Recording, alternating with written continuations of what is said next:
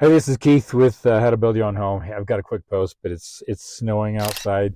I'm on a job site here, and I'm going to run out and I'm going to show you what's up. I've changed subcontractors on my foundation, and it's good because you learn how they do things, their process, and whatnot. I've had a concrete foundation subcontractor that I've used for over 15 years, and I was used to his system, and I wasn't quite sure of the system with my new concrete subcontractor. So I came up and checked, and that's good because I learned something. My original contractor, he would do a two-step process. He would pour his footings. I'd have an inspection for footings, rebar, and everything. And once the footings were poured, he would actually put stakes in the footings so that later he can put his forms up against the stakes, and the stakes were cemented into the cement. After that, the plumber would come in, do his underground, dig under the footing, and get his underground done, and have that inspected, and then recompacted, backfilled, the whole 9 yards.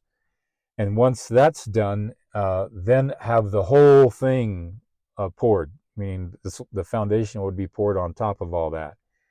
We're doing a one-step process, and it's a monolithic pour. Let me walk you through it. My subcontractor just showed up here, and I'll show you the difference. And it's snowing outside, so get used to it. You can already see that it was already wet. So we're going to go out and walk you through that real quick. Told you it's snowing out. So it's good that I checked the job site because I really wanted to understand Javier's method. He's my new concrete guy. He's just pulled up right there. It's snowing.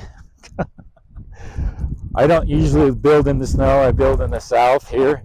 I'm about 45 minutes north of where I typically build, and I'm sorry if my camera is shaking on me, but this is a good kind of a good learning for you right now. We're going down into the pit here, and this here is the foundation. So we got a basement here, and this here is going to be a monolithic pour. So I wanted to go over something here with you to help you understand. This here board here, that's the outer perimeter of the footing. This string here, that is actually the wall. The string is where the wall is going to go up for that concrete going up here. So the plumber needs the string installed. That's ready to go because he's going to measure off his plumbing from the string, the actual wall, not the board. Okay, so he wanted to make sure that that's up and going, and I think that's the outer perimeter of the wall. It's not the inner perimeter of the wall. The plumber needs to know that. So just some communication, just to make sure that people know where they are. If that string is the inside of the wall or the outside of the wall, he needs to know that so that he can properly pull his measurements off of that. We've got a rebar in there. I need chairs on the rebar. Keep in mind that when it comes to concrete and rebar, concrete does absorb moisture. So you want that rebar away from the outside perimeter of the dirt. You don't want dirt, moisture penetrating into that rebar. So at least 2 to 3 inches. 2 inches typically what you want.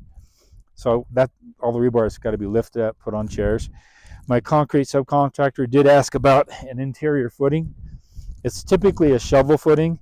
You'll find that in basements, a lot of times you'll have a smaller footing, which is a shovel footing. And he says, is the excavator going to dig that? I said, no, you're going to do that. Boy, it's fogging up. Sorry about that.